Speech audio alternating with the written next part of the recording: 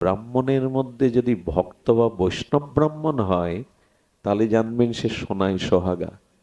মহাপ্রভু বলেছে ব্রাহ্মণ কুলে জন্মানোটা ভাগ্যের বটে, কিন্তু ব্রাহ্মণ কুলে জন্মে যদি হরি ভজন না হয়, ভগবত ভক্তি না হয়, তবে এই উচ্চকুল তোমার কিছু করে দেবে না।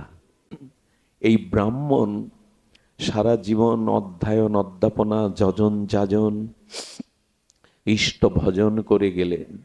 ব্যাসদেব তাকে কৃপা করে বললেন, আগামী জন্মটাই তোমার সার্থক জন্ম হবে। এর পরের জন্মই হলো ইনি মৈত্রী মহর্ষি ঋষি হয়ে জন্মালেন, মৈত্রী হয়ে। কোথায় কীট পিপিলিকা আর কোথায় আসছেন উনি? একটাই কেবল পথ, উনি ব্যাসদেবের কৃপা পেয়েছিলেন, সাধু কৃপা, গুরু কৃপা পেয়েছিলেন। মৈত্রী চোখের জলে বিদায় নিয়ে বললেন, প্রভু আপনার এই বাণীকে আমি হৃদয়ে ধারণ করে বিদুরজিকে জানাবো। আজ এই মৈত্রীয় এই মহাঋষি মহারাজের একটু জীবনী শুনলে অবাক শুধু হবেন না, জীবনে অনেক পথ চলা সহজ হবে। কিছুটা ভাগবত প্রগতি ভক্তির পথে এগিয়ে যেতে পারবেন। শুনুন তাহলে সেই বিস্ময়কর সাধু মহিমা, সঙ্গ মহিমা, মৈত্রী মহাঋষির জীবন চরিত।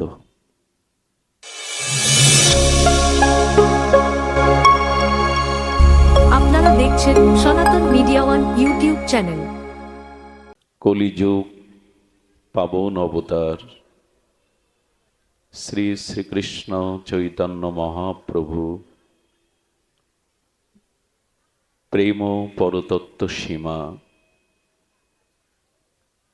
রাস বিলাসের চরম পরিণতি, প্রেম বিবর্ত বিলাস শ্রীমূর্তি,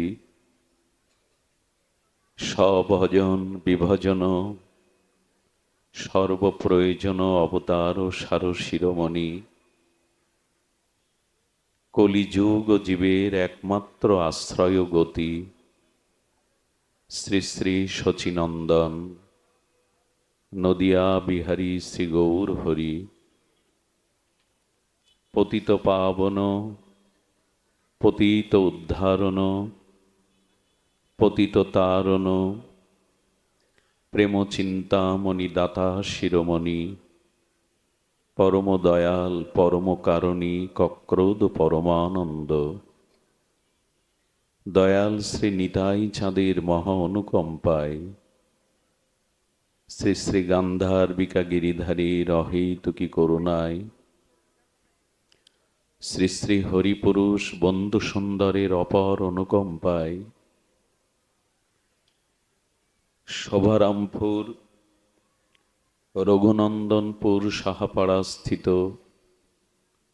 40 প্রহর ব্যাপী ভুবনমঙ্গল বিশ্বপাবন কলিযুগের যুগধর্ম জীবধর্ম শ্রী শ্রী হরিনাম সংকীর্তন মহাযজ্ঞের পূর্বে সর্ববেদান্ত সার অমল পুরাণ শ্রীমদ্ ভাগবতীয় সুধাযজ্ঞের ভক্তিযজ্ঞের যে পঞ্চম দিবসীয় আয়োজন, সেই আয়োজনের আজ বিশ্রাম দিবসীয় হরিকথার শুভারম্ভে প্রারম্ভে জীবনধন জীবন সর্বস্ব প্রাতঃস্মরণীয় পরম বন্দনীয় সদ্গুরু শ্রী ভগবান শ্রী শিল গুরু মহারাজের পাবন চরণারবিন্দে পরার্ধ কোটি দণ্ডবত প্রণতি। গোপাল গোস্বামীপাদ বা বন্ধু সুন্দরের আনুগত্যে এখানে যে সকল পাঠক আচার্য ভাগবত আচার্য ব্যাসপীঠে হরিকথা পরিবেশন করেছেন, তাদের চরণ কমলে সাষ্টাঙ্গে দণ্ডবত প্রণতি জ্ঞাপন পূর্বক সমাগত সাধুজন ভক্তজন মহাপ্রভুর একান্ত অনুরাগী মহতজন সুধীজন জ্ঞানীজন শ্রদ্ধাশীলা ধর্মশীলা ভাগবতী দেবী মূর্তি মাতৃগণ, আপনাদের সকল ভক্তচরণে দিন অতি দিনের সশ্রদ্ধ দণ্ডবত প্রণতি। ভাগ্যদয়েন বহুর্জন্ম সমর্জিতেন, সৎসঙ্গম চ লভ্যতে যৎ পুরুষ বৈ। সুধীজন, বহু বহু জন্মের সুকৃতি সৌভাগ্য পূর্ণকিত রাশি একত্রিত হলে সেই পূর্ব জন্মের বহুবিধ সুসংস্কার সুকৃতি পুণ্য একত্রিত হয়ে যখন সৌভাগ্যের উদয় হয়, তখনই জীবের ভাগ্যে শুদ্ধ সাধুসঙ্গ করবার কৃপা লাভ হয়। এই জন্ম মৃত্যু ভ্রমণশীল সংসারে এই জন্ম মৃত্যু ক্ষয়ের সব থেকে প্রকৃষ্ট সময় যখন জীবের সাধুগুরু বৈষ্ণবের সঙ্গামৃত কথামৃত কৃপামৃত লাভ হয়। আমরা পুনঃ পুনঃ ভ্রমণ করছি সংসারে, জন্ম মৃত্যু জরা ব্যাধি কাল কবলিত চক্রে। কবে যে আমাদের জন্মযাত্রা শুরু হয়েছে জানি না, কবে যে পথ শেষ হবে তাও জানি না। এই ভ্রমণশীল সংসার মরুকান্তরে পুনঃ পুনঃ জন্ম, পুনঃ পুনঃ মৃত্যু, পুনঃ পুনঃ প্রারব্ধ কর্ম ভোগ করছি। তখনই জীবের এই আসা যাওয়া, এই ভ্রমণরত চক্র বিনষ্ট হয় যখন সে সাধুগুরু বৈষ্ণবের বিশেষ কৃপা লাভ করে। তখনই এই ভ্রমণ তার রুদ্ধ হয়। সাধু সঙ্গে কি প্রাপ্ত হওয়া যায়? একটু কৃপা করবেন। 102-3 জ্বর গায়ে, লাঞ্চে তো সর্দি বসে গেছে, ডাক্তারের নিষেধ কথা বলা। আমি ওনাদের অনুরোধও করেছিলাম, এটা আপনারা আমার প্রতি একটু কৃপা দান করুন যাতে শব্দাবলী সপ্রকাশ হয় আপনাদের প্রসন্ন চরণের কৃপায়। একটু শান্ত থাকবেন। লক্ষ্য করুন সাধু সঙ্গে প্রাপ্তিটা কি, ফলশ্রুতি কি? আহা, বলে নজ্ঞান মোহকৃত অন্ধকার বিনাশং, বলছেন দেবর্ষিপাদ নারদ। যদি আপনি প্রকৃত সাধু সঙ্গ, ভগবানের কোন প্রিয় মহতের সঙ্গ, মহামহিমা প্রাপ্ত হন, প্রথমে আপনার জীবনে অজ্ঞানতা যাবে। কারণ অজ্ঞানতায় আমাদের সমস্ত পাপের, ধ্বংসের, পতনের, স্খলনের মূল। পাপ থেকে আসে পতন, আর পাপ ডেকে আনে অজ্ঞানতা। আর অজ্ঞানতার পরিভাষা হলো নিজেকে না জানা, নিজেকে না চেনা। একটু ধ্যান দিয়ে শুনুন দয়া করে। বর্তমান সারা পৃথিবীর বৈজ্ঞানিক বিপ্লব ঘটে গেছে শিক্ষা, গবেষণা, প্রযুক্তিতে। মানুষ সমুদ্রের তলদেশে খনিজ সম্পদ আবিষ্কার করছে, গ্রহ থেকে গ্রহান্তরে, মহাকাশ থেকে মহাকাশান্তরে, মঙ্গল গ্রহে আর এই অনন্ত সৌরমণ্ডলে মানুষ এখন সব খবরই রাখছে। কিন্তু অজ্ঞানতা কি জানেন?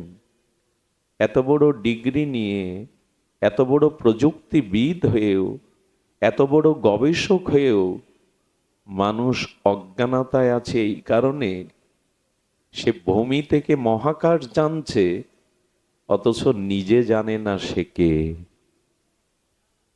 এই জন্য বলছেন এটাই অজ্ঞানতা।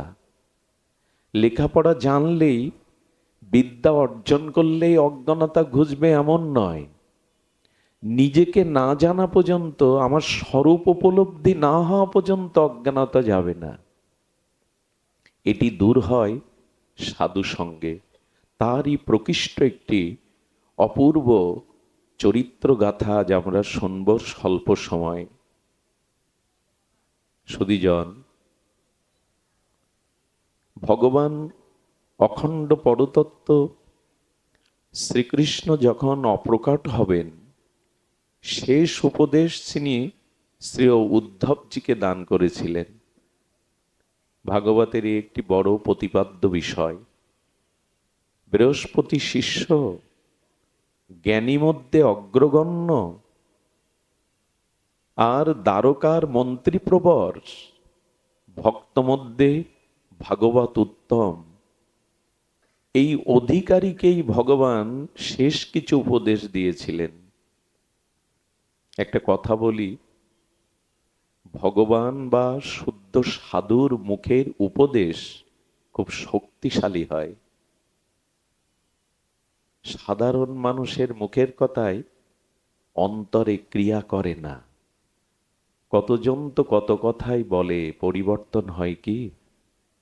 কিন্তু ভগবানের কোনো প্রিয় অন্তরঙ্গ পার্ষদ, কোনো মহন্ত, কোনো সাধু, কোনো সদ্গুরুদেব যে বাক্য বলেন, ওই শব্দের মধ্যে অচিন্তনীয় শক্তি ক্রিয়া করে, যা আমাদের চিত্তের অজ্ঞানতা, মোহ, অন্ধকার দূর করে দেয়। এই জন্য সাধু মুখে কথা খুব সাবধানে শুনতে হয়।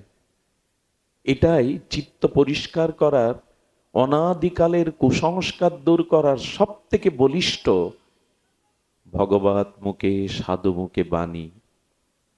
কারণ কি জানেন? সাধারণ সংসারে বিষয়ী লোকের সাথে দেখা হলে আপনার সাথে যেটুকু তার কথা হবে, তার মধ্যে সে নিজের স্বার্থকেই প্রাধান্য দেবে, আপনার মঙ্গলকে নয়। আবার বলি, ভগবত ভজন বিমুখ, সংসারে বিষয় আসক্ত মানুষের সাথে যখন আপনার পথ চলা হবে, সাক্ষাৎ হবে, কথা হবে, তখন সংসারী বিষয়মুখী মানুষ তার স্বার্থের কথাই আপনাকে বলবে, আপনার কল্যাণের কোনো কথা সে বলবে না। কিন্তু সাধু যখনই ভগবানের চরণাশ্রিত কোনো শুদ্ধ ভক্তের সঙ্গ পাবেন, তখন তার হৃদয়, মনে, তার দৃষ্টিতে, বাক্যে কিসে আপনার মঙ্গল হবে সে তাই বলে। সাধুর পরিচয় বাহ্যিক কোনো পোশাকে নয়। পোশাকটা প্রয়োজন, কিন্তু সাধুর মূল পরিচয় যিনি পরহিতে রত, পরের মঙ্গলের জন্য যার কায়, মনোবাক্য, জীবন যৌবন উৎসর্গিত হয়েছে, এটাই সাধুর লক্ষণ। আমার মতো পোশাক দেখে, মালা তিলক দেখে সাধু ভাবলে ভুল হবে। আমি সাধু নই। সাধু সেই ব্যক্তি যিনি বাক্যের দ্বারা, মনের সংকল্প দ্বারা জগৎজীবের কল্যাণের জন্য নিজেকে বিতরণ করবেন। তার মুখের কথা সাধারণ না, একটা শক্তি সঞ্চার করে, আমাদের চেতনাকে জাগিয়ে দেয়, আমাদের মোহ অন্ধকার দূর করে দেয়। এই জন্য সাধু মুখে হরিকথাই হলো এ জীবনে সর্বোত্তম পাওয়া, শ্রেষ্ঠতম পাওয়া।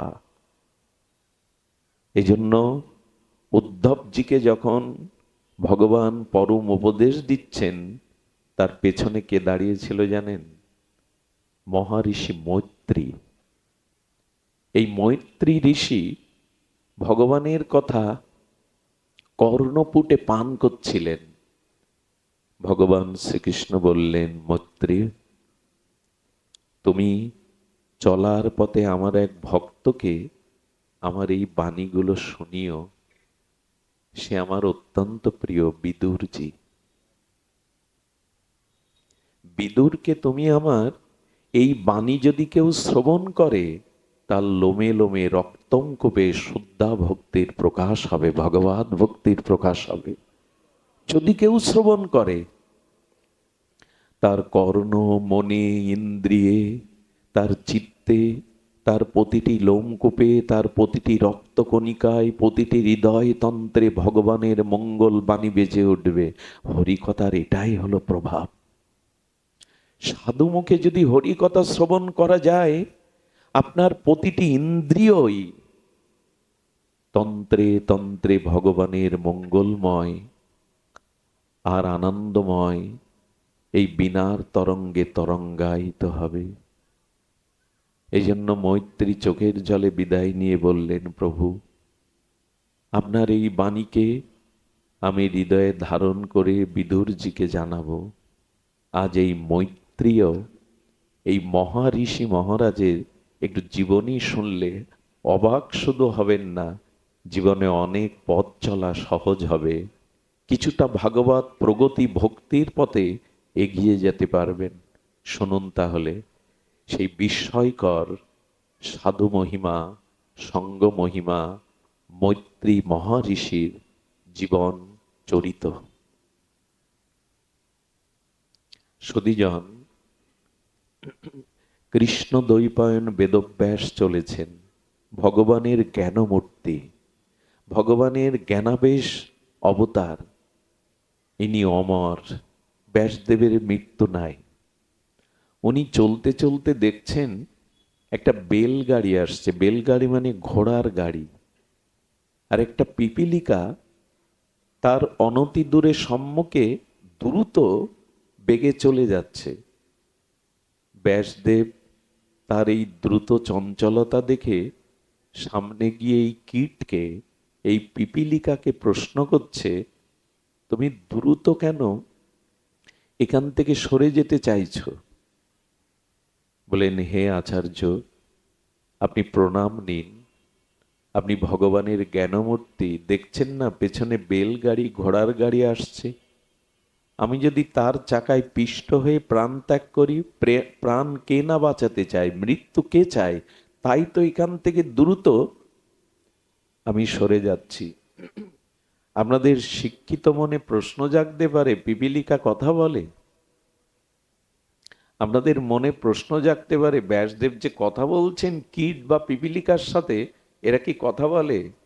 শুনুন তাহলে, পৃথিবীর প্রত্যেকটি প্রাণীর ভাষা আছে তাদের মতো করে। ওরা ওদের সাথে ওদের ভাষায় কথা বলে, বুঝতে পারে।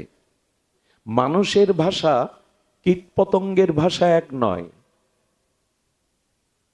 তবে আপনাদের একটা কথা বলি, প্রত্যেকটি প্রাণীর ভাষা ভগবান আর মহাপুরুষগণ বুঝতে পারেন। প্রত্যেকটি ভগবানের প্রিয় অন্তরঙ্গ ভক্ত বা ভগবান এরা বুঝতে পারে। আচ্ছা বলুন তো, বনের হিংস্র ব্যাঘ্র পথে শুয়ে রয়েছে, শ্রীকৃষ্ণ চৈতন্য মহাপ্রভু মধুর কণ্ঠে হরিনাম নিতে নিতে চলেছে ঝাড়িখণ্ডের জঙ্গলে। তো জঙ্গলে চলতে চলতে বাঘের গায়ে ভাবাবেশে তো মহাপ্রভু হরিনাম সংকীর্তনে মধু, যারা হরিনাম করবে তাদের কণ্ঠটা মধুর হতে হবে, না হলে অন্যের হৃদয় স্পর্শ করবে না। বলে মধুর মানে গলায় খুব ভালো সুর থাকতে হবে? বলো না। যারা ভগবানের প্রসাদ পায়, যারা নিত্য ভগবানের নাম জপ করে, যাদের চরিত্র শুদ্ধ, তাদের কণ্ঠের মধ্যে একটা শক্তি ক্রিয়া করে, তাদের কণ্ঠটা অত্যন্ত মধুর হয়। মহাপ্রভু নিজে নাম নিচ্ছেন রাধাভাবে, ব্যাঘ্রের গায়ে পা লেগে গেল। আচ্ছা আপনাদের কি মনে হয় 550 বছর আগে বনের কোনো হিংস্র বাঘ গায়ে পা লাগলে ক্ষমা করবে তাকে? বাঘের ধর্ম কি কাউকে ক্ষমা করা? কি ঘটল জানেন? মহাপ্রভু বাঘের গায়ে ওনার চরণ লাগলে বাঘের চোখের দিকে তাকিয়ে কথা বলেছিলেন, ভগবান পারেন। মহাপুরুষগণ প্রতিটা প্রাণের অন্তর্নিহিত ও সংবেদনশীল ভাষা বুঝতে পারেন।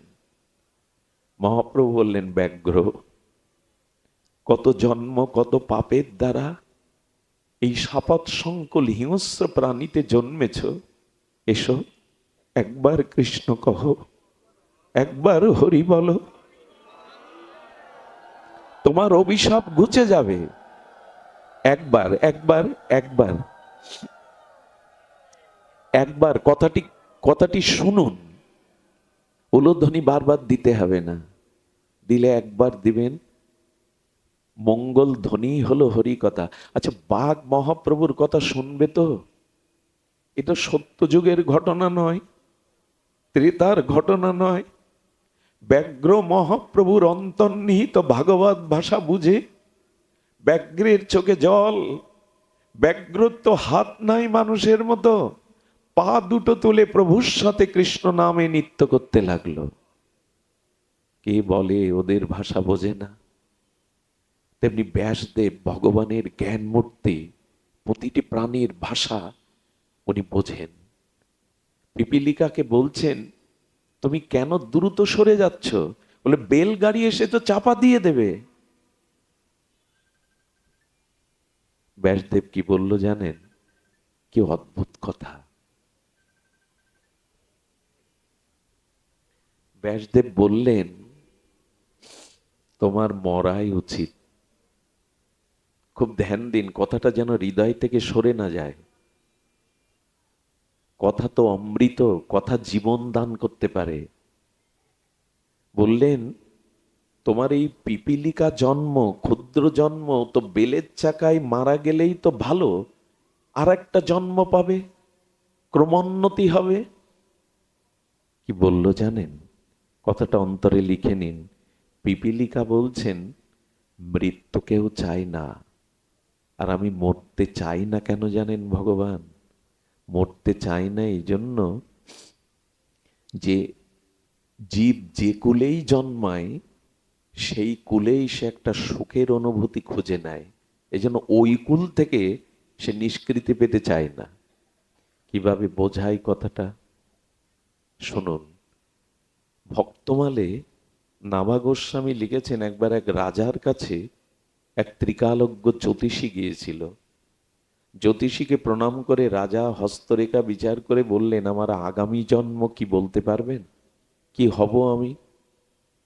রাজার জীবনে অনেক অন্যায়, অত্যাচার, পাপ কর্ম ছিল। আর সাধু কখনো তাকে আবেগতাড়িত কথা বলেন না। একটা জিনিস হাত জোর করে বলি, তার সাথেই বন্ধুত্ব রাখবেন। কার সাথে জানেন? অনেকেই আজকাল বলতে শুরু করেছে, ও আমার খুব ভালো বন্ধু, এই কারণে আমার ভালো মন্দ দুটাই মেনে নেয়। আমার ভালো মন্দ দুটোই মেনে নিয়ে আমাকে ভালোবাসে, ওই আমার ভালো বন্ধু। পৃথিবীতে ওর থেকে শত্রু আপনার কেউ নেই যে আপনার ভালো মন্দ দুটোই মেনে নেয়। সেই প্রকৃত বন্ধু যে মন্দটাকে আপনার জীবন থেকে কড়াভাবে, শাসনের ভাবে এবং আপনাকে তিরস্কার করে আপনার অসৎটা, মিথ্যাটা, আপনার দোষটা সে মুছে দিয়ে আপনার মধ্যে শুধু গুণগুলোকেই চায়, এই হলো প্রকৃত বন্ধু। আপনি বিশ্বাস করবেন, কর্ণ অর্জুনের থেকে অনেক উপরে। কে? কর্ণ। এমন দাতা কেউ ছিল না। আরেক শ্রীকৃষ্ণ রথে না থাকলে কর্ণের একটা বাণের আঘাত সহ্য করার ক্ষমতা অর্জুনের ছিল না। কিন্তু সেই কর্ণ কুরুক্ষেত্রে বিনাশ হয়ে গেল। কারণ কি জানেন? কর্ণ বন্ধুত্ব করেছিল দুর্যোধনের সাথে। আর দুর্যোধন বলেছিল, আমার সৎ অসৎ দুই সময় কর্ণ আমার সাথে থাকে। আর কর্ণ এই কথা বলেছিল, দুর্যোধনের সৎ অসৎ সপ্তাহতেই আমি তার কাছে আসি মরণ পর্যন্ত। এই জন্য কর্ণের জ্ঞান, বিদ্যা, বীরত্ব থাকলেও পতন হলো।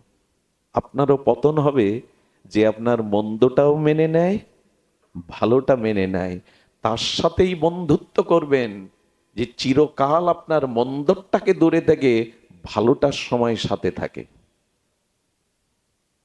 নাহলে কিন্তু কর্ণের মতো পরিণতি হবে। অনেক গুণ, অনেক বিদ্যা থাকলেও পতন আটকাতে পারবেন না। এখন বেশ আবেগে আমরা বলি, আমার ভালো মন্দ দুটোই ও আমার সাথের সাথী, সর্বনাশ করে দেবে আপনার। সুধীজন কি বলছে পিপীলিকা শুনুন। ওই জ্যোতিষী রাজাকে বলছেন, রাজা, রাজা আপনি কিছু মনে নেবেন না, আগামী জন্মে আপনি শূকর যোনি প্রাপ্ত হবেন। কি যোনি? শূকর যোনি। কেঁপে উঠল বুক ভয়ে, জানে তো নিজের পাপ আছে। বলেন, আপনি কৃপা করে বলুন ওই জন্ম থেকে তাড়াতাড়ি আমি কি করে মুক্তি পাবো? কারণ শূকর জন্ম বড় কষ্টের, বড় যন্ত্রণার।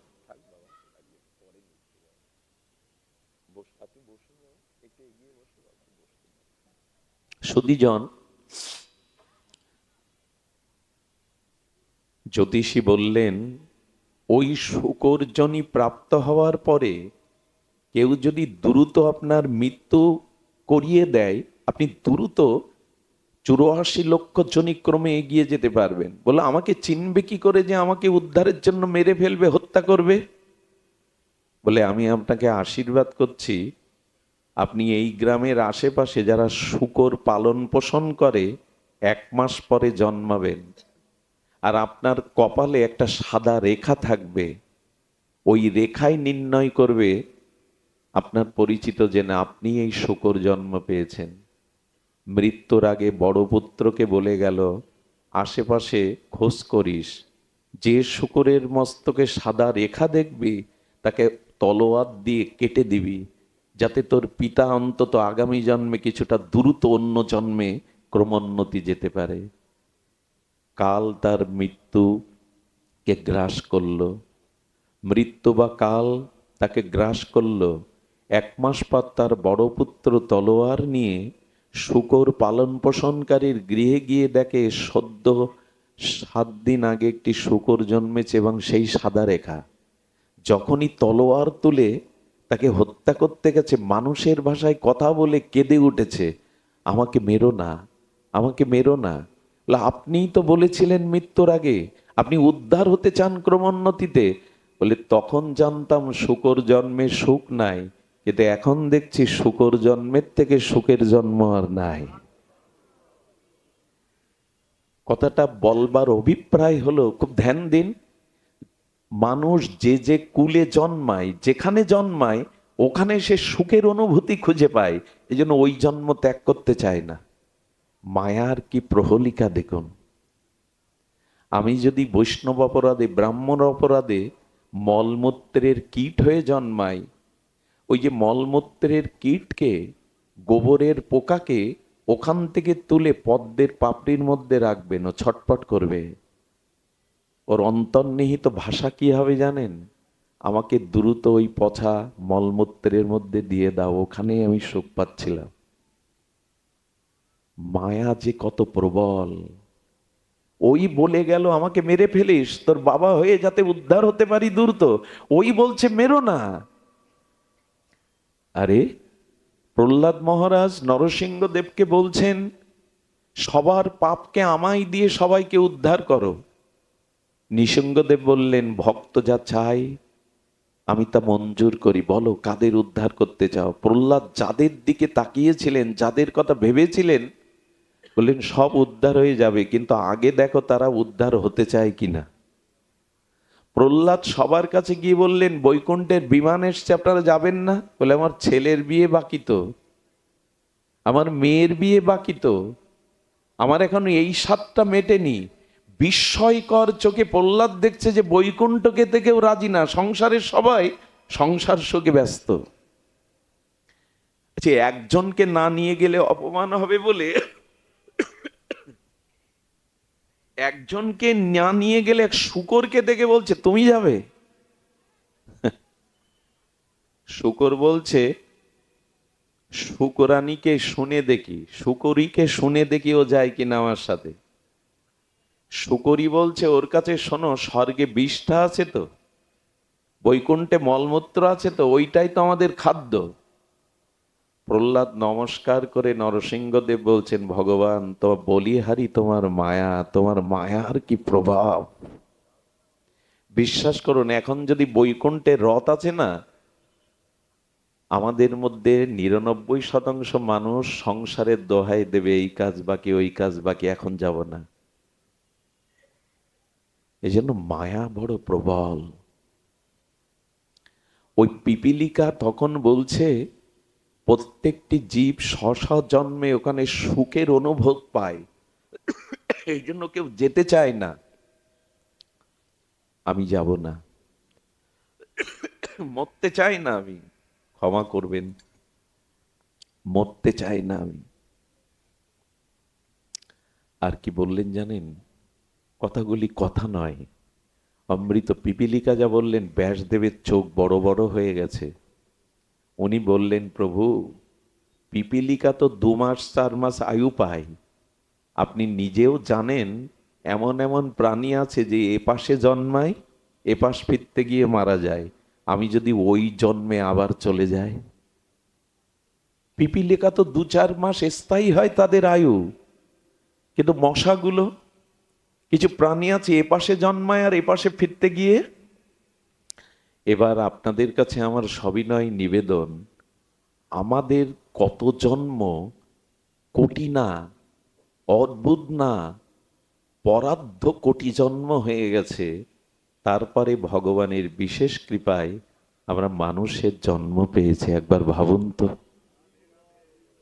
ওই 84 লক্ষ জনি ভ্রমণ করতে করতে ক্রমবিবর্তন হতে হতে মনুষ্য জন্ম পেয়েছি, তারপরে সনাতন ধর্মে জন্মগ্রহণ করার ভাগ্য পেয়েছি, যেখানে শ্রীরাম কৃষ্ণ জগৎবন্ধু এরা এসেছে। সেই মাটিতে জন্মেছি যে মাটিতে গড়াগড়ি দিলে ভক্তি হয়। সেই জন্ম পেয়ে ভজন না করে, নিজের উদ্ধার না করে আবার যদি ওদের জায়গায় ফিরে যায়, তখন কি হবে বলুন তো?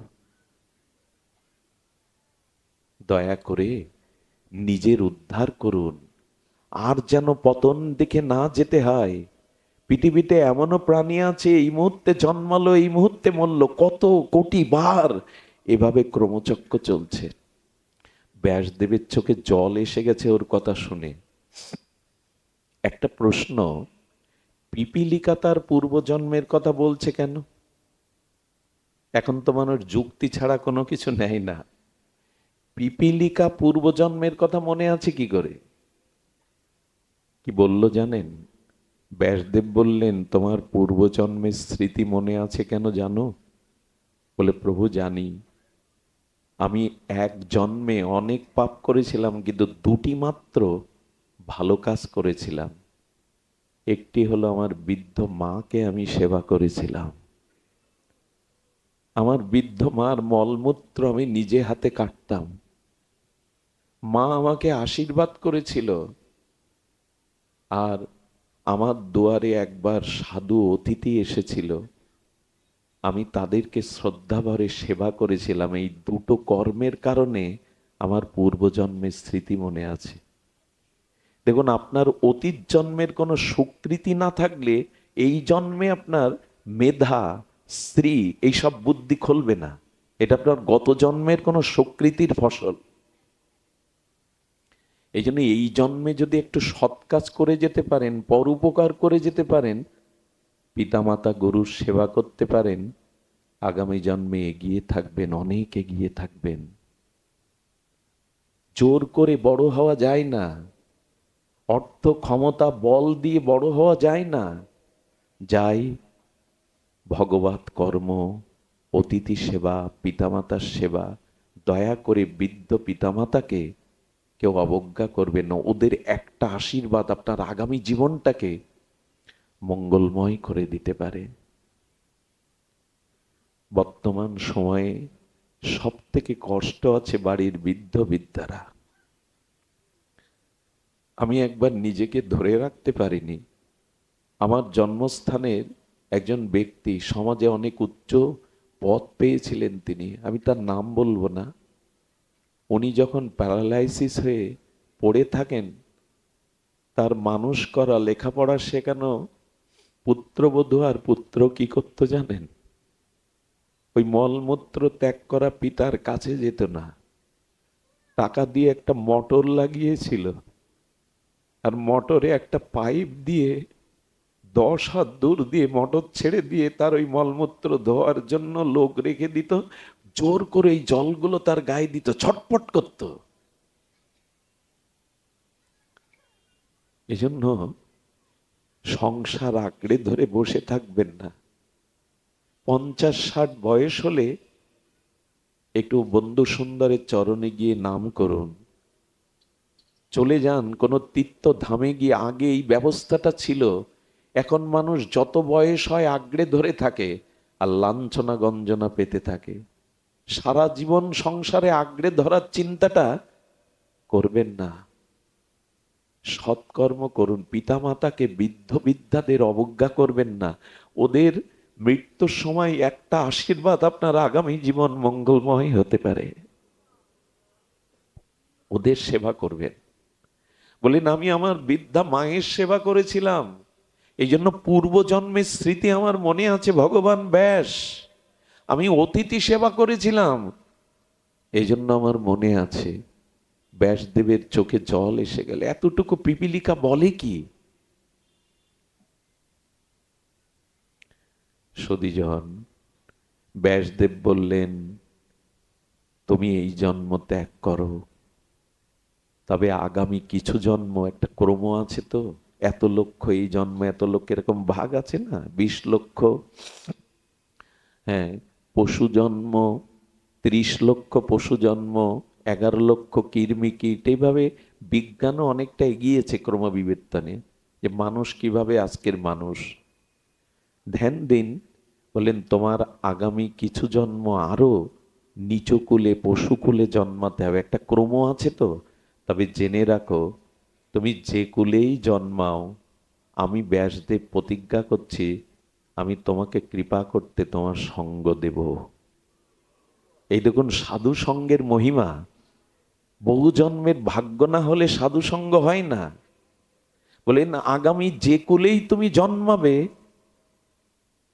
আমি তোমার সঙ্গ দেব।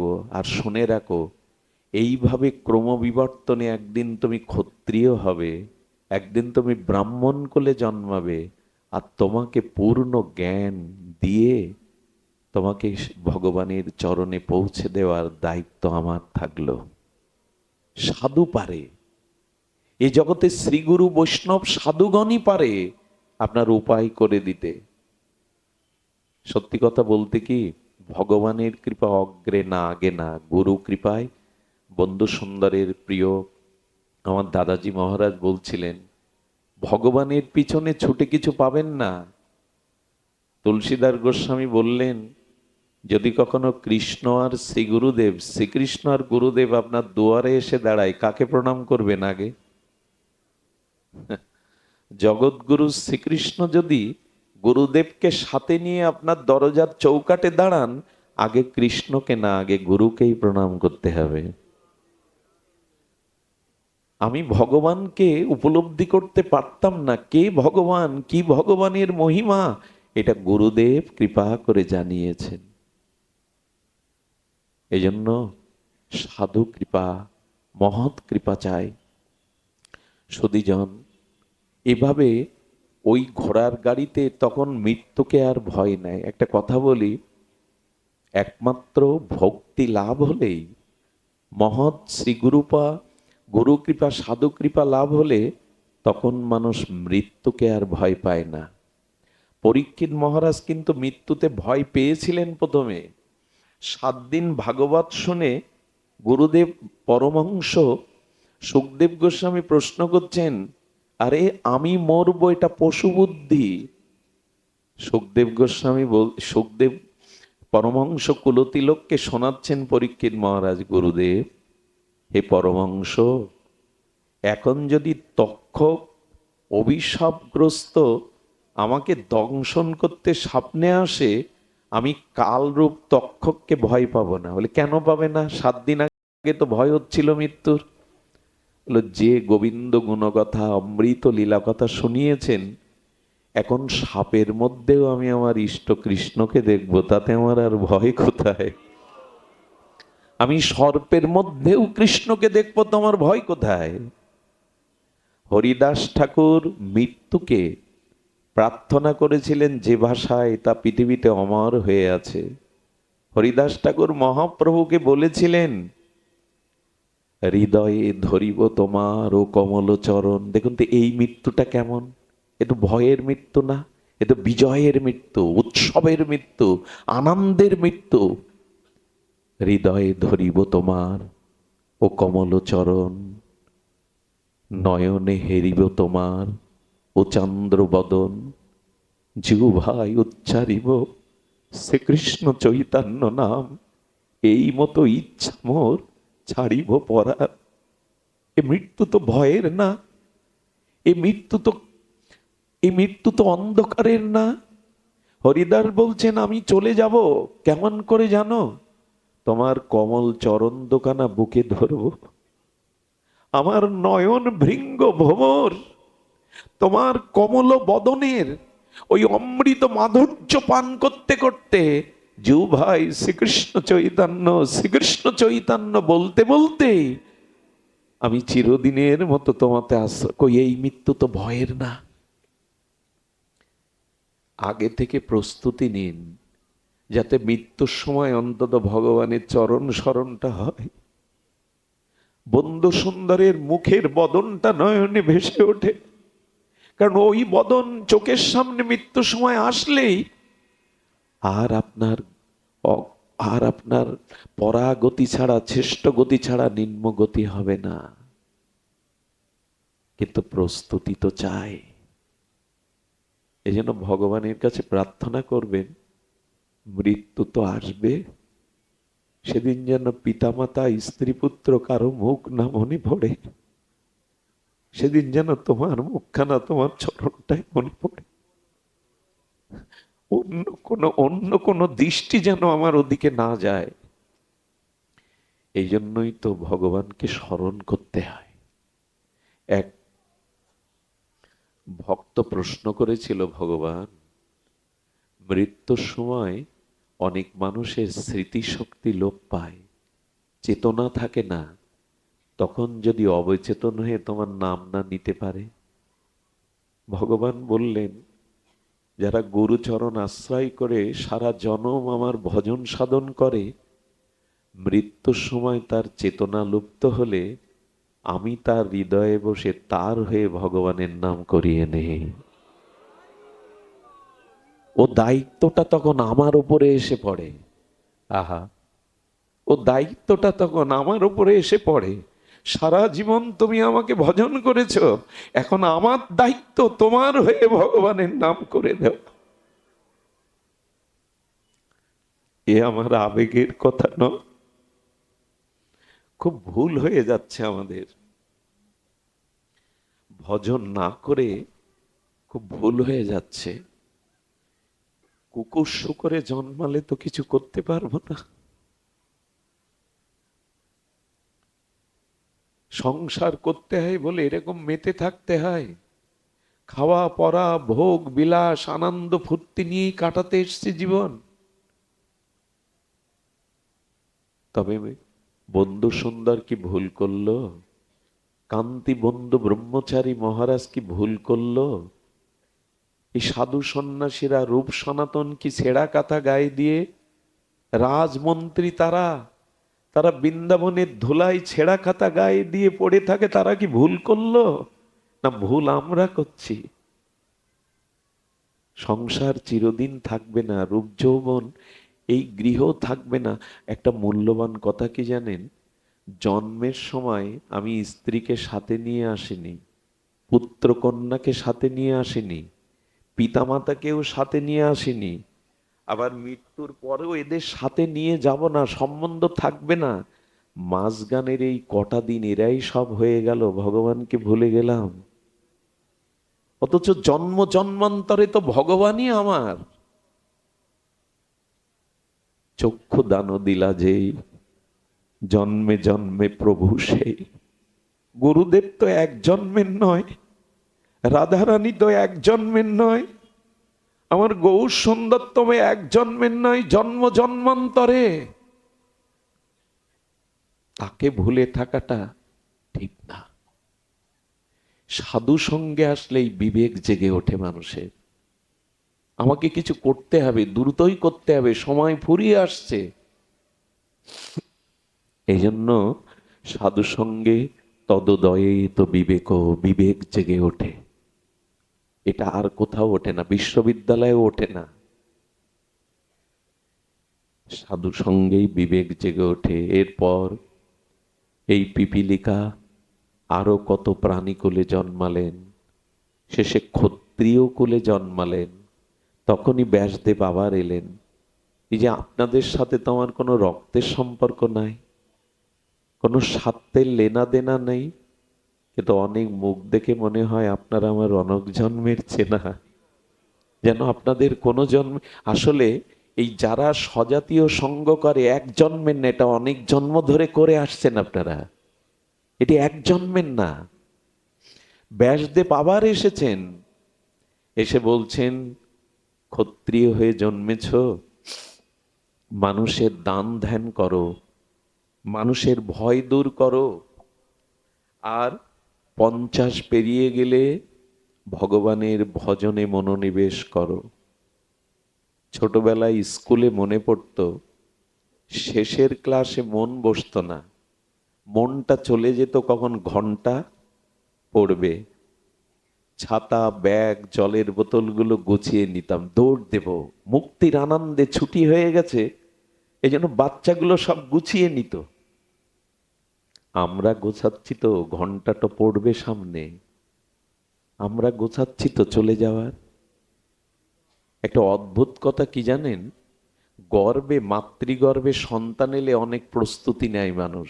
তার ওজন কেমন, কমাস হলো, তাকে তার অবস্থানটা কেমন, নেয় না? কত প্রস্তুতি নেয় না? ঠাকুরমা কাঁথা সেলাই করতে শুরু করে, কেউ খেলনা কিনে রাখে। জন্ম হবে বলে এত প্রস্তুতি, মৃত্যুর প্রস্তুতি নিয়েছ তো? জন্মের জন্য এত প্রস্তুতি, মৃত্যুর প্রস্তুতি নাই বলে সেটা আবার কেমন?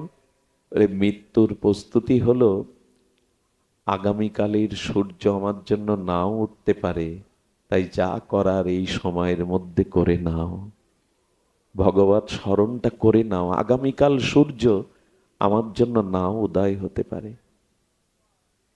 এ কি মানুষকে আবেগ দিয়ে বলা কথা? এই জন্য গীতায় বলছেন তস্মাৎ সর্বেষু কালেষু মামনুষ্যর যুদ্ধ চ। আর মহাপ্রভু আমার বঙ্গজননীর ভাষায় তিনি বলে গেলেন, খাইতে শুইতে উঠিতে বসিতে যথা তথা নাম লও। নিঃশ্বাসকে বিশ্বাস করবেন না, ভুল হয়ে যাবে। এই জন্য বললেন ভজন করো, আগামী জন্মে তুমি ব্রাহ্মণ কুলে জন্মাবে, আর এই ব্রাহ্মণ কুলে জন্মালেই তুমি পূর্ণাঙ্গ ভগবত কৃপার অধিকারী হবে। ব্যাসদেব অভয় দিলেন, ভজন করার কৃপা সঞ্চার করলেন, ভজন করে দেহ ত্যাগ করল। পরবর্তীকালে ইনি ব্রাহ্মণ কুলে এসেছিলেন এবং পূর্ব সংস্কার অনুযায়ী বৈষ্ণব ব্রাহ্মণ হয়েছিলেন। ব্রাহ্মণের মধ্যে যদি ভক্ত বা বৈষ্ণব ব্রাহ্মণ হয়, তাহলে জানবেন সে সোনায় সোহাগা।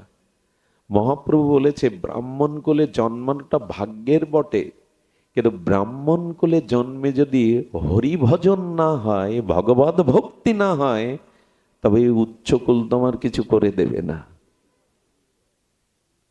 ব্রাহ্মণ কুলে জন্মাতে পারো তুমি পূর্ব সুকৃতিতে, কিন্তু হরি ভজন বিমুখ হলে ওই উচ্চকুল তোমার কিছু করে দেবে না। কই মহাপ্রভু তো ব্রাহ্মণ কুলে এসেছিলেন, অভিমান করেননি তো? মহাপ্রভু তো ধুলাই লুটাচ্ছে, কই উনি তো অভিমান করেননি। এই জন্য উচ্চকুলে জন্মালেও হরিভক্তি পরায়ণ হতে হবে।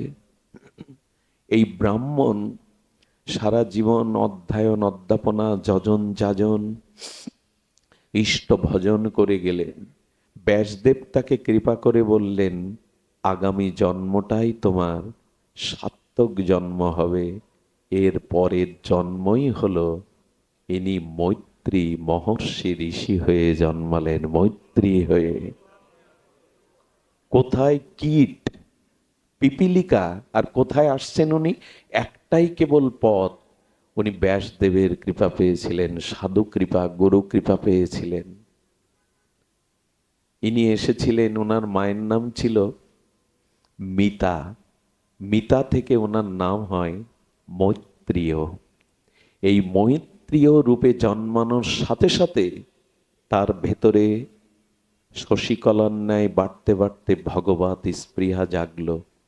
আমি আপনাদের একটা কথা অনুরোধ করে বলি, অবশ্য ফরিদপুরের মাটিতে কথা বলা আমার মানায় না, অন্য মাটিতে বলা যায়। সিলেটের মাটিতে, শ্রীহট্টের মাটিতে, ফরিদপুরের বৃহত্তর ফরিদপুরের মাটি খুব পবিত্র। এখানে ভগবানের অনেক প্রিয় পার্ষদ, বিশেষ করে বন্ধু সুন্দর, আমাদের স্বামী প্রণবানন্দ, অনেক মহাপুরুষ এসেছেন। আর বন্ধু সুন্দর তো স্বয়ং রাধারানীর পরম মাধুর্য কৃপা নিয়ে এলেন। আমার মাঝে মাঝে ফরিদপুরে আসলেই আগে গাড়ি থেকে আমি জুতোটা নামাতে চাই না, কারণ এই মাটিতে জুতো পায়ে দিতেও কুণ্ঠিত বোধ হয়। মনে হয় এই ধুলায় এখনো বন্ধু সুন্দরের চরণধুলি মাখানো আছে, এই বাতাসে এখনো ওনার ভজন অনুভূতিগুলো মাখানো আছে। আপনারা ফরিদপুরবাসী ধন্য কেন জানেন? ফরিদপুরবাসী ধন্য, ভগবান বা তার প্রিয় পার্ষদ যদি কোথাও আবির্ভূত হন, কোন শুদ্ধ ভগবানের প্রিয় ভক্ত যে মাটিতে জন্মায় তার 16 যোজন মাটি ভক্তি স্নাত হয়, পবিত্র থাকে। কয় যোজন? 1 যোজন মানে 2.5 কিলোমিটার। বৃন্দাবন দাস ঠাকুর বলছেন 16 যোজন মাটি পবিত্র হয়ে যায়। যদি এগুলো যুক্তি জানতে, একটা অ্যাটম যদি বাস্ট হয়, অ্যাটম বোমা কত দূর ছড়িয়ে যায় তার বিকিরণ? ডাক্তারবাবু কত দূর যায়? নাগাসীমায় যে দশা হয়েছিল, হিরোশিমা নাগাসীমাতে, তো মানুষের তৈরি করা অ্যাটম পাওয়ার যদি পুরো এলাকাকে তামা করে দিতে পারে, তো যারা ভগবানের ভজন করেন তাদের ভজন শক্তি অনুভূতি ছড়াবে না মাটিতে, বাতাসে? এই জন্য এই মাটি অন্যরকম।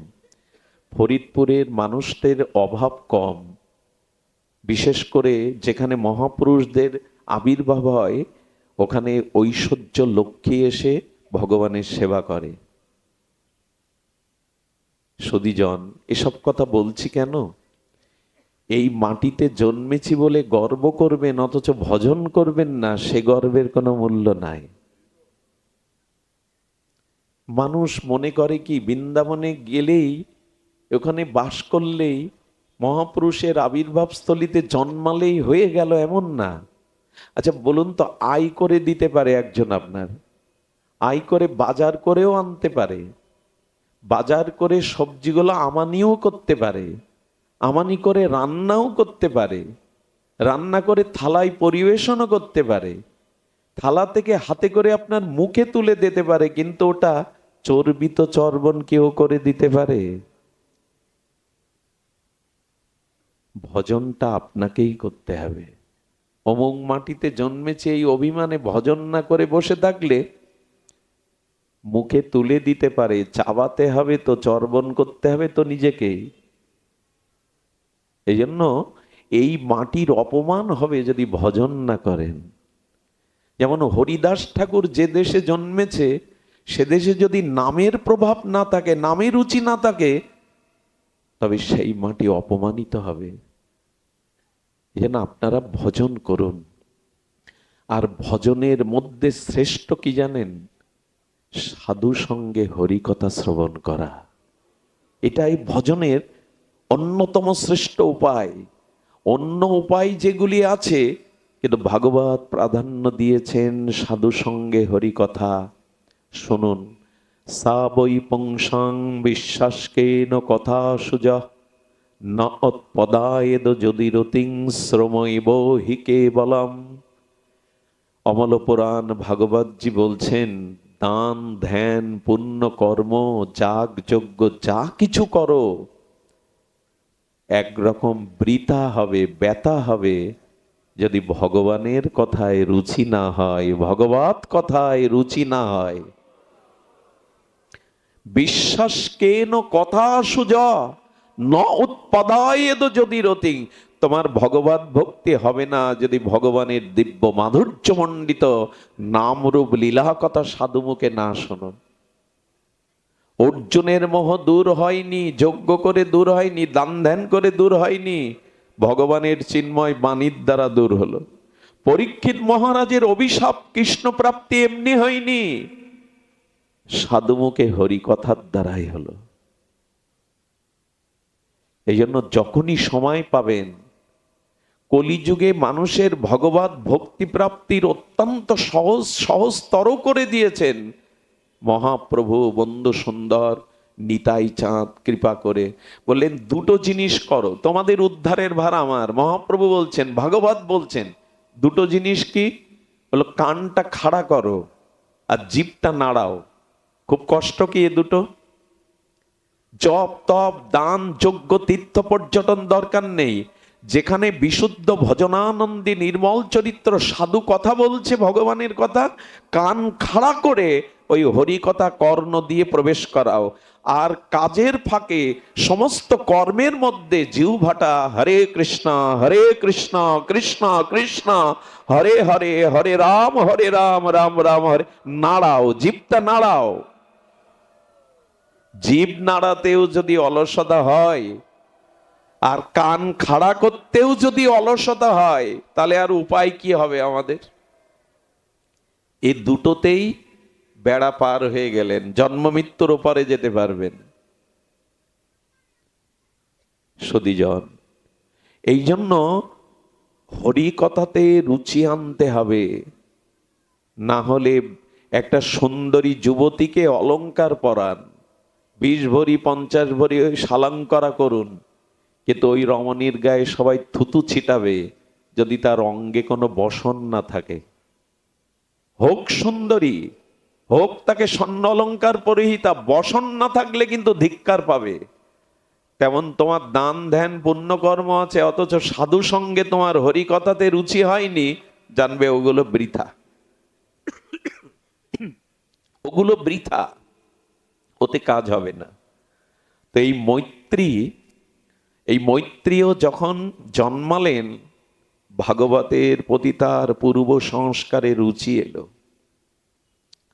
যখন রুচি এলেন, কার কাছে ভাগবত শিক্ষা গ্রহণ করবেন? দেখুন, এই ভাগবত বলতে গেলেও একটা পরম্পরা লাগে। পরম্পরা ছাড়া অনেক শ্রোতা আছে, তারা পাঠ শোনে না সবার মুখে। পরম্পরা মানে এই যে বিদ্যুৎটা এখানে বাল্ব আকারে জ্বলে অন্ধকার দূর করছে, এর উৎস কি এখানে এই বাল্বের মধ্যে? পাওয়ার হাউসে। ওই পাওয়ার হাউস থেকে মূল শক্তিটা কেন্দ্রায়িত হয়ে আপনার সেই 11,000 ভোল্ট থেকে বিভাজন করে 420 ভোল্টের দ্বারা আবার তার টেনে সুইচ মিটার লাগিয়ে যতটুকু ধারণ ক্ষমতা এখানে সেটা জ্বলছে। পাওয়ার হাউস যদি এখন উৎপাদন বন্ধ করে দেয়, সুইচ দিয়ে বাল্ব খাটিয়ে কেউ করবেন, জ্বলবে না। তো ভাগবতেরও একটা পরম্পরা আছে, সেই পরম্পরা কি শুনুন। ভগবান এই ভাগবত জ্ঞান দিলেন ব্রহ্মাকে, ব্রহ্মা দিলেন নারদকে, নারদ দিলেন বেদব্যাসকে, বেদব্যাস দিলেন সুখদেবকে, সুখদেব দিলেন সুতমুনিকে। তেমন যারা ভাগবত বলছেন তাদের ভাগবত পরম্পরাও থাকতে হবে। দুটো শ্লোক মুখস্থ করে আর বিভিন্ন কিছু দিয়ে আপনাদের 3 ঘন্টা বসিয়ে রাখার নাম ভাগবত না। এই জন্য আমার মতো পাঠকের মুখে হরি কথায় আপনাদের কোনো কাজ করবে না। শুদ্ধ পরম্পরা থাকতে হবে। বিশ্বাস করুন, আমি ক্লাস 6-এ উঠে আর পড়াশোনা করতে পারিনি, পিতা চলে যায়। আমি মাঝে মাঝে নিজেও কল্পনা করতে পারি না যে আমি বলছিটা কি। সারা দিন কর্মে ব্যস্ত থাকতে হয়, আমি গ্রন্থ দেখবার সময় পাই না। কিন্তু পরবর্তী বুঝলাম, যখন আমার বোধোদয় হলো, এটা গুরু পরম্পরার শক্তি। ভাগবত বলা যায় না, ভাগবত প্রকাশ হয়। ভাগবত কখনো মুখস্থ করে মানুষকে মোহিত করার বস্তু নয়, এটি স্বপ্রকাশ ধর্মী, গুরু কৃপায় প্রকাশ হয়। ডক্টর মহানম্রত ব্রহ্মচারী কি ভাগবত গঙ্গন্তরী এমনি হতে পারে? নরেন দত্তকে কি বিবেকানন্দ হয়ে চিকাগো জয় করতে পারে? এর পেছনে গুরু শক্তি, অন্য কিছু না। এই জন্য নিজের কোনো পাণ্ডিত্যে এখানে কিছু হয় না। পরম্পরা শক্তির মাধ্যমে দীক্ষাও নিতে হয়, হরিকথা সঙ্গ করতে একটা পরম্পরা। মাঝখানে পাওয়ার হাউসের মাঝখানে কোনো সেট পড়লে এই আলো জ্বলবে না। আমরা পরম্পরাটাই ভুলে গেছি, জানি না। তো আমার বলবার অভিপ্রায় হলো, এই মৈত্রী ঋষি পরম্পরায় চলে গেছেন কার কাছে জানেন? পরাশরের কাছে, ব্যাসের পিতা পরাশর ঋষির কাছে। উনি ভাগবত পরম্পরা পেয়েছিলেন। ওনার কাছে গিয়ে যখন ভাগবত শিক্ষা গ্রহণ করলেন, বললেন গুরুদেব আমি লেখাপড়া জানি না, গুরু কৃপায় ওর মধ্যে ভাগবত প্রকাশ ঘটিয়ে দিলেন। কিন্তু ভাগবতের যথার্থ প্রকাশের অধিকারী হয়েছে কিনা একটা পরীক্ষা নিলেন। পরীক্ষা ছাড়া তো আমরা আমরা তাদের চরণ কৃপা পেতে পারি না। একটা আধার হতে হয়, একটা পাত্র হতে হয়। খুব ধ্যান দিয়ে শুনুন। মৈত্রীকে বললেন আমাকে একটু সোনা দক্ষিণা দাও। কি চাইলো? সুবর্ণ, সোনা।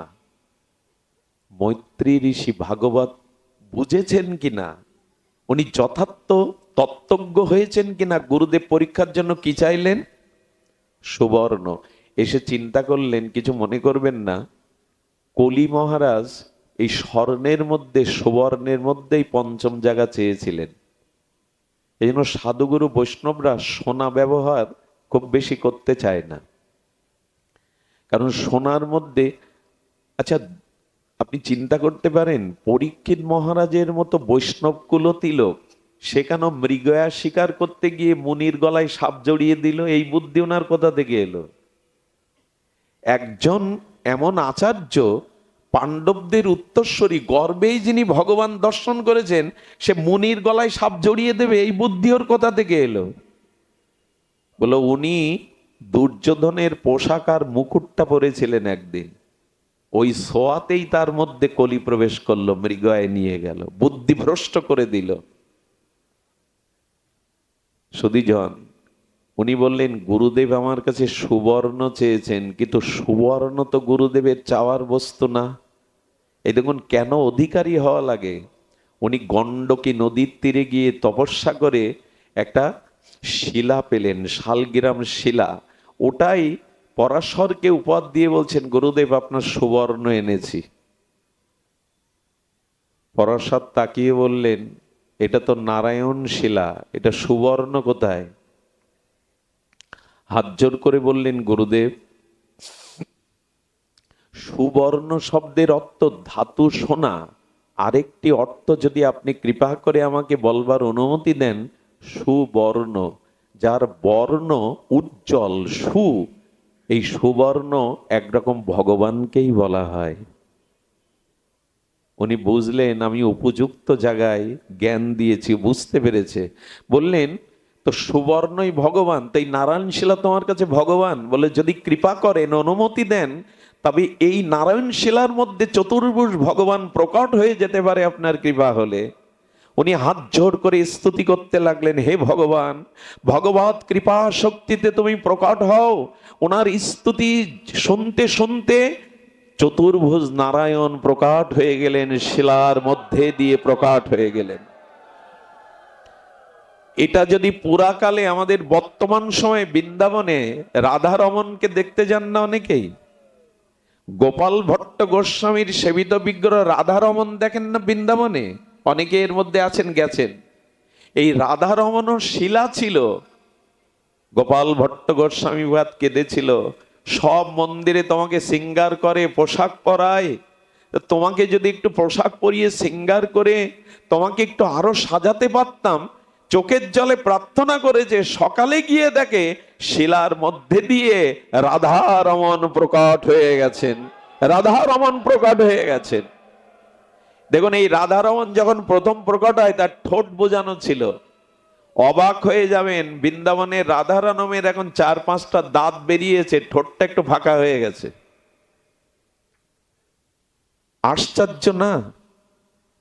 একবার বৃন্দাবনে গেলে গোপাল ভট্ট গোস্বামী রাধারমন দর্শন আপনি চোখ ফেরাতে পারবেন না। প্রথমে ঠোঁটটা অধরটা বোঝানো ছিল, কয়েকটা সরু দাঁত বেরিয়েছে, এখন একটু ফাঁকা হয়ে গেছে, নয়ন ফেরাতে পারবেন না। ভগবান ভক্তের ভক্তি ভাবনার কাছে বশ হয়ে যান, ভক্ত যেভাবে তাকে চায়।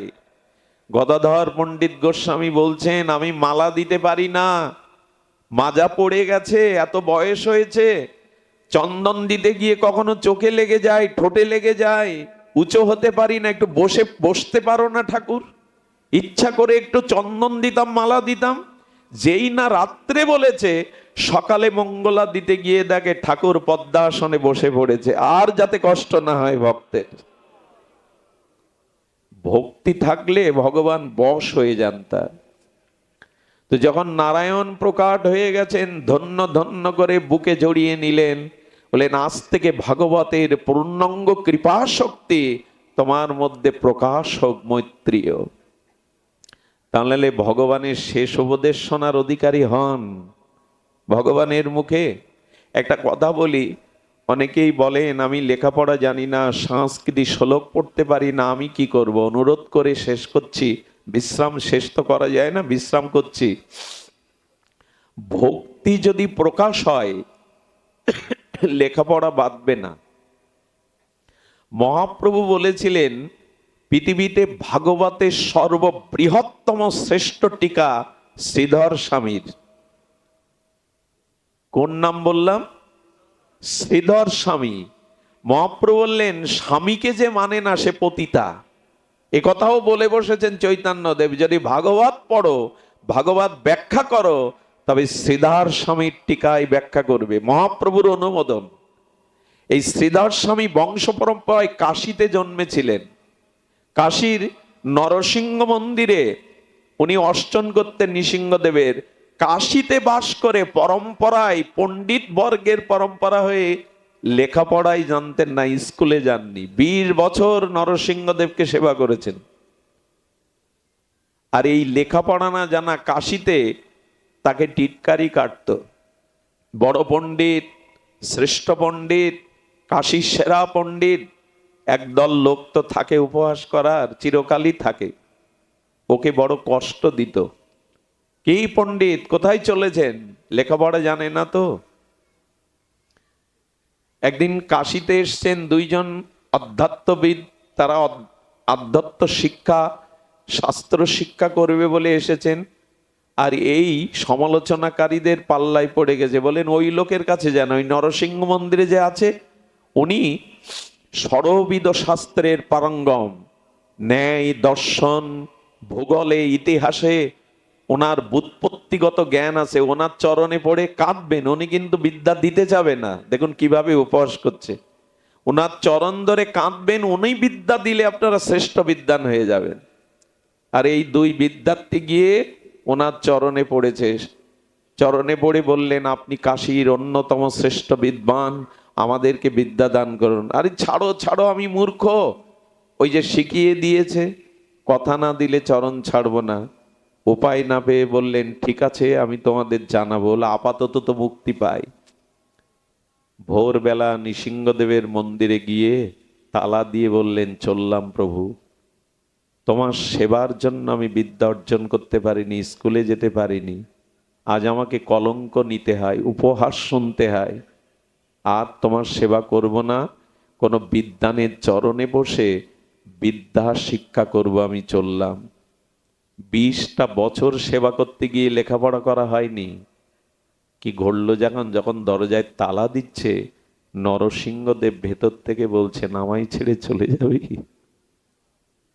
ওরে আমায় ছেড়ে চলে গেলে আমার সেবা কে করবে? তোর মতো প্রাণ ঢালা সেবা তো কেউ করবে না।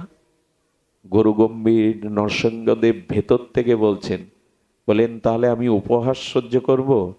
বলেন কোনো পণ্ডিতের কাছে যাওয়া লাগবে না, আজ থেকে আমার কৃপায়, আমার আশীর্বাদে তোর মধ্যে স্বতঃস্ফূর্ত ভাবে ষড়বেদ, চারি বেদ, ষড়দর্শন, নিখিল শাস্ত্র তোর মধ্যে প্রকাট হয়ে যাবে, যা আশীর্বাদ করেছিলেন নরসিংহদেব। এবং উনি ভাগবতের অদ্বিতীয় টিকাকার। এই দুইজন বিদ্যার্থী সকালে গিয়ে বলছেন, এবার কৃপা করে বিদ্যা দিন। ওদের মধ্যেও প্রকাশ করলেন, এই দুজনকে লিখালেন ভাগবতের বৃহত্তম স্বামীপাদের টিকা, যে টিকা মহাপ্রভু মান্যতা দিয়েছেন। আর আমাদের গৌর আচার্যগণ আমাদের গৌর মহাজনগণ, গৌর চরণাশ্রিত মহাজনগণ বলেছেন, চারি বেদ ষড়দর্শন পড়িয়াছে যে জন, সে যদি গৌরাঙ্গ নাহি ভজে। আহা, চারি বেদ ষড়দর্শন পড়িয়াছে যেই জন, সে যদি গৌরাঙ্গ নাহি ভজে। বৃথা তার অধ্যয়ন লোচন বিহীন জন, অন্ধের দর্পণ কিবা কাজে। আচ্ছা, যতই সুন্দরী হোক, সে যদি জন্মান্ধ হয়, তার সামনে আয়না ধরে কোনো লাভ আছে? অন্ধ ব্যক্তির সামনে দর্পণ রেখে কি লাভ? তেমনি তুমি পণ্ডিত হতে পারো, কিন্তু ভক্তি যদি তোমার না থাকে, ভগবানে অনুরাগ যদি না থাকে, তবে ওই পাণ্ডিত্য তোমার কৃপা ভক্তি লাভে সমর্থ নাই। গৌর চরণ স্মরণ করো, গৌর ভজন করো, ওই গৌর চরণে শরণাগতিতে তোমার মধ্যে বিদ্যা স্বাভাবিকভাবে জেগে যাবে, যেমন স্বামীপাদের জাগলো। তাই কেউ বলবেন না আমি লেখাপড়া জানি না। আরে, একজন গীতা পাঠ করছেন, লোক তাকে নিষেধ করেছে তোমার সংস্কৃতি উচ্চারণ হয় না, ভুল ভাল পাঠ করো, এতে অপরাধ হয়, পাথর ছুঁড়ে ছুঁড়ে মারে। মহাপ্রভু দেখলেন পাথর মারছে, অথচ গীতা পাঠ বন্ধ করছে না। কে? মহাপ্রভু গিয়ে পেছনে বসলেন, দেখছেন শুধু পাঠ করছেন, ভুল বটে, কিন্তু পূর্ণ নিষ্ঠা প্রেমের সহিত চোখের জল বিন্দু বিন্দু ঝরছে।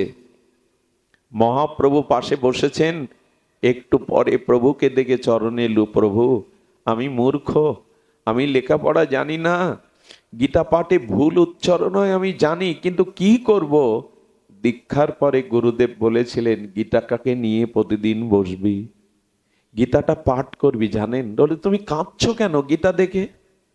আমি তো ভালো অক্ষর জানি না, তাই পৃষ্ঠা খুললেই দেখি ওই প্রতিটি অক্ষরের মধ্যে রথের ওপরে আমার কৃষ্ণ জনার্দন অর্জুনকে উপদেশ দিচ্ছে। আমি ভগবানকে দেখেই কেঁদে ফেলি, চোখে জল এসে যায়। মহাপ্রভু বুকে জড়িয়ে ধরে বললেন, জগতের শ্রেষ্ঠ গীতা পাঠক তুমি, গীতা পাঠের মর্ম তুমি বুঝেছ, ভগবানে ভক্তি। এই জন্য একটু করে শাস্ত্র পড়বেন। মহানামজির গীতা ধ্যান, গৌর কথা জগৎকে প্লাবিত করে দিয়েছে। এক পৃষ্ঠা হলেও নিত্য একটু পড়বেন। এখন মানুষ মোবাইল ব্যবহার, প্রযুক্তি ব্যবহার এত করছে, গ্রন্থ ভুলে গেছে। একটা কথা বলি, মোবাইলে, নেটে, ইন্টারনেটে বা কম্পিউটারে যদি ওগুলো পড়েন, পড়া হবে, অনুভূতি হবে না। কারণ যে লেখক গ্রন্থ লিখেছে, ওই অক্ষরের ভিতর ওই লেখকের হৃদয়ের অনুভূতিগুলো ওর মধ্যে আছে। যখন ওটা চোখ দিয়ে পড়বেন, তখন ওই গ্রন্থকারের অনুভূতিগুলো আপনার মধ্যে প্রবেশ করবে। গীতা নেটে পড়া আর গীতা গ্রন্থ খুলে পড়া এক নয়। ওই অক্ষরের ভিতরে অনুভূতিগুলো পড়বে। তাই প্রতিদিন একটা গীতার শ্লোক, মহতের বাণী পড়বেন, আপনাদের মধ্যে ভাগবত প্রকাশ হবে। এখন এখানে আমার মনে হচ্ছে বৈকুণ্ঠ থেকে, স্বর্গের থেকে এখানের পরিবেশ আরো নির্মল। বৈকুণ্ঠে হরিকথা নয়, হরি আছে। স্বর্গে দেবতা আছে, অমৃত আছে, হরিকথা নয়। তাই জীবনের বাকি দিনগুলো যেখানে হরিকথা, সেখানেই ছুটে যাবেন হৃদয় দিয়ে হরিকথা পেতে নিতে। আপনাদের কল্যাণ হোক, আপনাদের মঙ্গল হোক, এই নামযজ্ঞ সার্থক হোক। অসুস্থ শরীর নিয়ে এসেছি, আপনাদের কৃপা দৃষ্টি যেন বাকি জীবনের সময়টুকু আপনাদের চরণ সান্নিধ্যে হরি কথা রসে অবগাহন করতে পারি। জয় শ্রী গুরু প্রেমানন্দে হরি বল।